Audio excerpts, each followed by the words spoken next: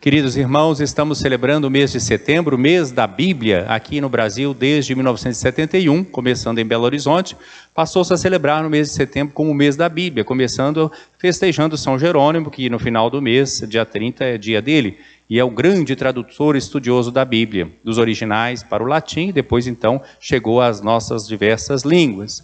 Isso se estendeu por todo o estado de Minas Gerais, por todo o Brasil, e hoje a América Latina e até na África celebram o mês de setembro como o mês da Bíblia. E cada ano a CNBB, porque passou a ser assumido pela Conferência Nacional dos Bispos do Brasil, escolhe um dos livros da Bíblia. Um ano é um livro do Novo Testamento, outro ano é um livro do Antigo Testamento. Este ano é o livro do Deuteronômio, o livro do Antigo Testamento. Os 5 primeiros livros da Bíblia, chamam o Pentateuco, né? O Deuteronômio é o 5º desses 5, são 5 primeiros livros da Bíblia. É chamado Deuteronômio a partir de uma tradução que foi feita dos originais para o grego e interpretaram uma passagem do livro que falava então justamente sobre a lei, e aí eles colocaram segunda lei, né? Na verdade, cópia da lei, mas colocaram segunda lei, daí o nome Deuteronômio. Deutero é segunda lei. Bom, quando foi escrito o Deuteronômio, geralmente é uma pergunta que sempre aparece em relação a todos os livros, e qual é a sua finalidade? Tem uma história longa, complexa, seguindo a história do povo de Israel, e tem origem em vários momentos. Provavelmente, este livro começou a ser escrito no reino. Tem trechos do Reino do Norte, tem trechos do Reino do Sul. O Reino do Norte foi invadido, no Reino de Israel, pelos assírios, e depois aquilo que foi recolhido ficou então no Reino do Sul. Também no Reino do Sul se escreveu. Isso tudo foi sendo juntado. No tempo do rei Ezequias, provavelmente já se tinha um primeiro esboço deste livro, mas depois a sua reforma foi interrompida. Mais adiante, no tempo então do rei Josias, isso é retomado, e então há uma fusão de tudo aquilo. Também quando eles estão reformando o templo, é chamado encontrado o livro. Alguns contestam que não teria sido encontrado, mas justamente obedecendo aos objetivos da reforma do rei Josias, que procurava dar ao povo de Israel uma identidade maior e unificar as duas partes de Israel, né? Judá e Israel, o Reino do Norte e o Reino do Sul. Então, o livro também se prestava a isso, formando uma verdadeira escola que nós chamamos deuteronomista, que está presente não só nesse livro do Deuteronômio, mas também nos livros históricos do Antigo Testamento. Bem, quais são as grandes preocupações do Deuteronômio, né? Israel vive vários momentos. O Reino do Norte é invadido, o povo é deportado, depois em Judá também há invasão, o povo também é deportado, vai para a Babilônia, conhece toda essa situação, volta do exílio. Então, havia uma preocupação de dar ao povo de Israel uma verdadeira identidade, mostrando a centralidade da lei. Por quê? Porque as grandes instituições tinham ruído, a monarquia de Israel e também o próprio templo que tinha sido destruído. Então, mostrando a importância da fidelidade a Deus, para que aquela herança da terra prometida pudesse ser preservada. Então o livro do Deuteronômio, ele tem uma estrutura, ele é estruturado a partir de discursos de Moisés. Todos os livros do Pentateuco, no primeiro momento, eram atribuídos a Moisés, né? Pelo menos até no tempo de Jesus, acreditava-se, né, que Moisés era o autor do Pentateuco. Na verdade, sabemos que Moisés é inspirador, mas é claro que ele não é o autor material dos textos, vão sendo escritos ao longo da história do povo de Israel. Então são vários discursos que são colocados na boca de Moisés, mas que retratam justamente a história do povo de Israel e as exigências de Deus para essa aliança de amor, de justiça, que faz com que esse povo tenha uma missão no mundo. E vai se estruturando então, do capítulo 1 ao capítulo 4, né? Nós temos o primeiro discurso de Moisés, do capítulo 4 até o capítulo 28, um segundo discurso e aliança que foi estabelecida no Monte Horebe, vem então também a lei. Do capítulo 28 ao capítulo 30, o terceiro discurso de Moisés e aliança já naquele período de Moabe, quando eles estão para entrar na terra prometida. E nos últimos capítulos 31 a 34, as últimas disposições e a morte de Moisés, que transfere então para Josué o comando do povo, né? E é uma maneira também de preparar as novas gerações que não viveram a experiência da escravidão do Egito, nem a experiência do Êxodo, para a realidade de ser o povo eleito. Quais as linhas principais do ponto de vista teológico desse livro do Deuteronômio, né? há uma afirmação clara da existência de um Deus, né? Israel tem um Deus, é um povo, um Deus, uma lei, aquela que veio através de Moisés, uma terra, um santuário, que não é claramente mencionado, mas dá para entender que é o templo de Jerusalém. E ao lado dessa grande afirmação da unidade, então vem os temas da eleição, da aliança, da bênção e da maldição. Isso perpassa todo o livro. Eleição significa que Israel é o povo eleito, eleito por Deus, não porque era o povo mais poderoso, o povo melhor, mas pelo contrário, era um povo frágil, fraco, mas pela bondade, pela gratuidade de Deus. Deus escolhe Israel para que Israel fosse seu instrumento de bênção para todos os povos. Essa eleição então traz também uma responsabilidade. Deus escolhe e faz uma aliança. Essa aliança significa que Deus é fiel ao povo e o povo deve ser fiel a Deus. Se o povo não é fiel a Deus, então ele incorre na maldição. Se o povo é fiel a Deus, ele é abençoado, prospera, cumpre a sua missão. Se ele se afasta, ele então sofre, como aconteceu na história de Israel, por exemplo, com a experiência do exílio. Então, é importante ter essa clareza de que ao longo do livro do Deuteronômio, Israel é sempre convidado a amar a Deus e, como resposta ao amor divino, sentir-se amado por Deus e responder a esse amor divino. E isso mostra então a importância do culto, né, como do povo eleito, e da observância dos mandamentos.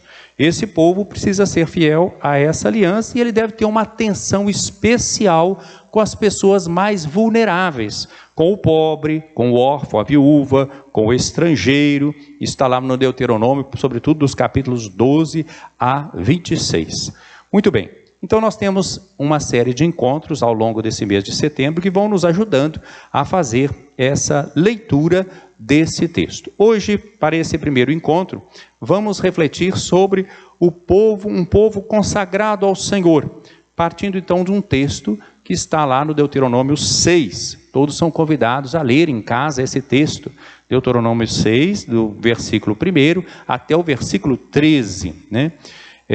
Então são assim trechos que fazem parte dos dois primeiros discursos de Moisés. O primeiro é que vai fazer uma rememoração de toda a história do povo, desde a saída do Egito, né, até chegar então para entrar na Terra Prometida, e depois então vem a lei, aquilo que deve reger esse povo, as chamadas 10 palavras. Então é uma retomada dos 10 mandamentos, como nós temos no livro do Êxodo, aqui aparece no livro do Deuteronômio, o chamado Decálogo. Isso está no capítulo 5º do livro do Deuteronômio. As 10 palavras são palavras de sabedoria. Eu aqui não leio por causa do tempo, mas quem quiser pode e puder ler em casa. O capítulo 5 mostra justamente os chamados 10 mandamentos. Nós vamos pegar um pouco desse em casa, esse capítulo 6, né, o início.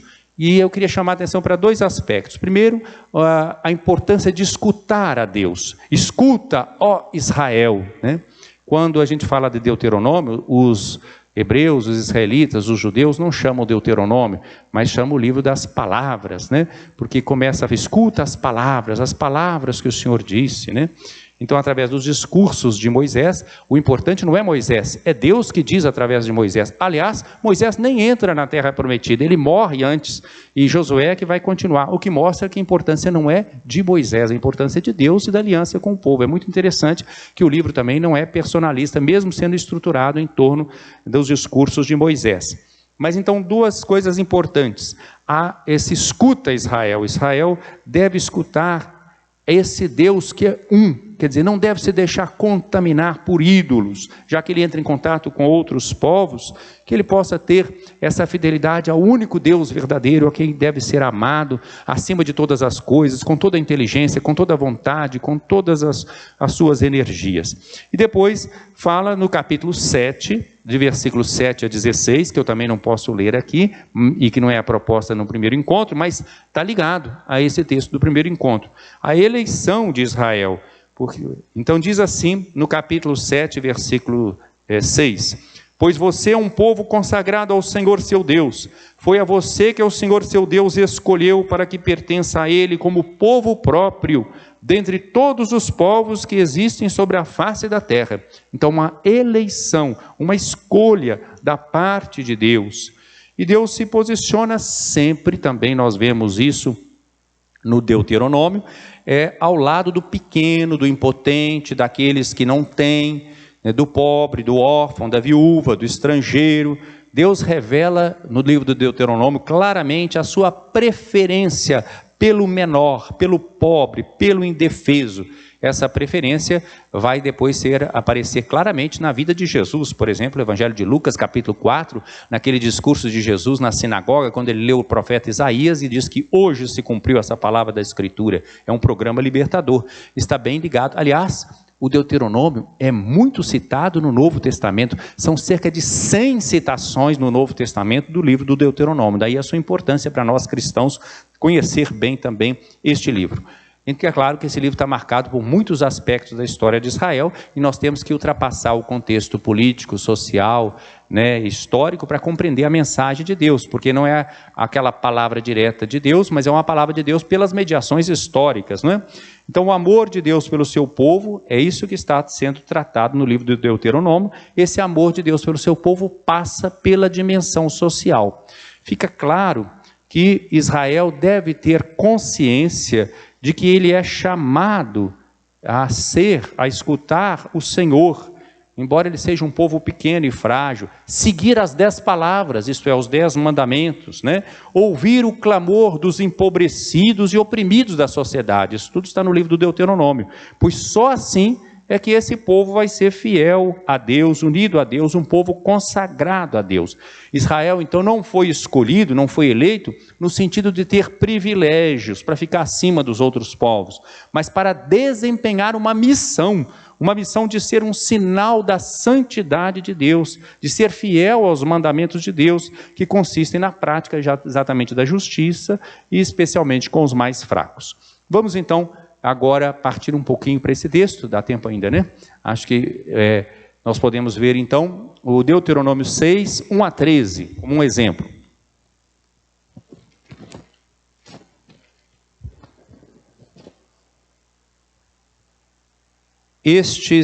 Então, livro do Deuteronômio, capítulo 6, versículos 1 a 13. Estes são os mandamentos, porque no capítulo 5 falou dos mandamentos.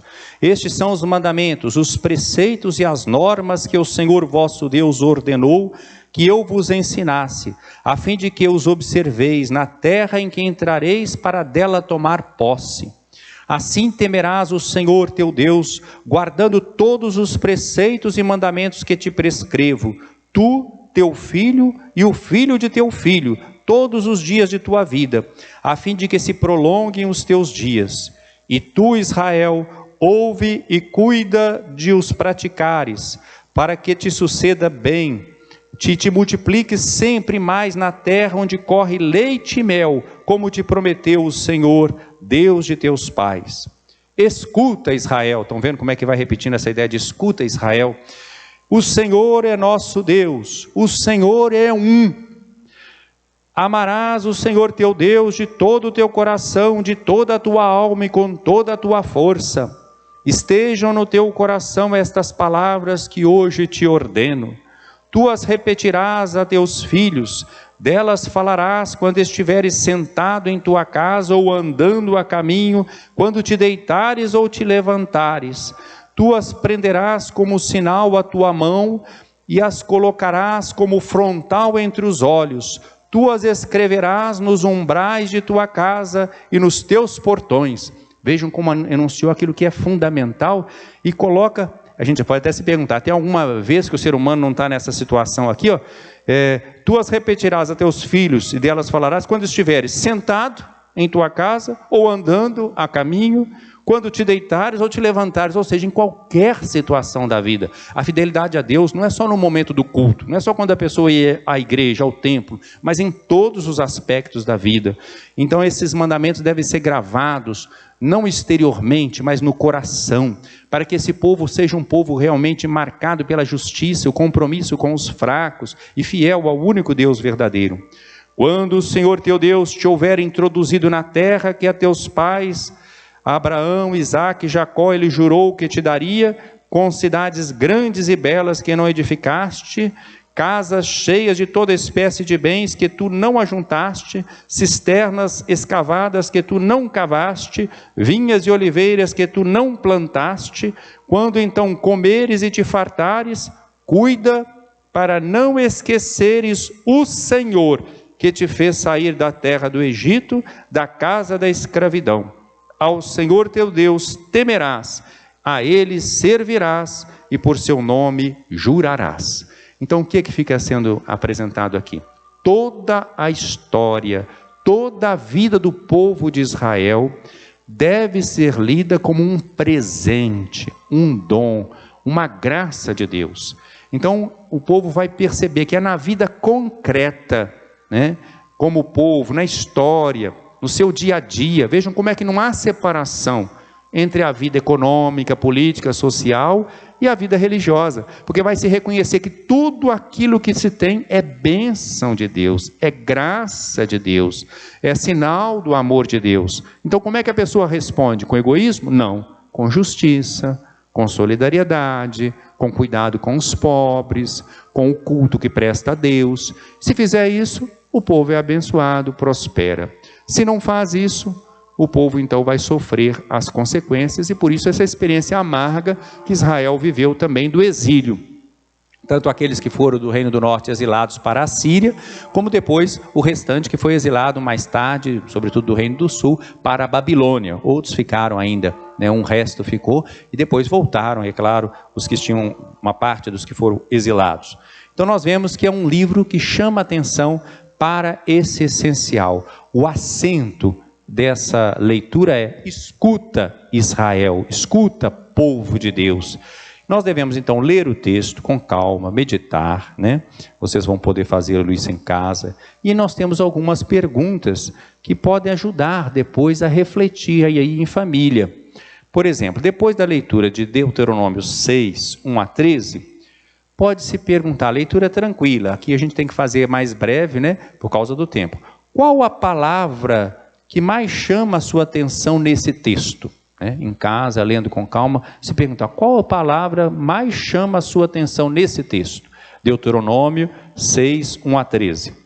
O que você entende por amar a Deus com todo o seu coração, com toda a sua alma e com toda a sua força? O que você entende por temer a Deus? Porque aqui fala temerás o Senhor teu Deus, né? Então, o que é esse temer a Deus? Será que é ter medo de Deus? Ou é ter amor a Deus, né?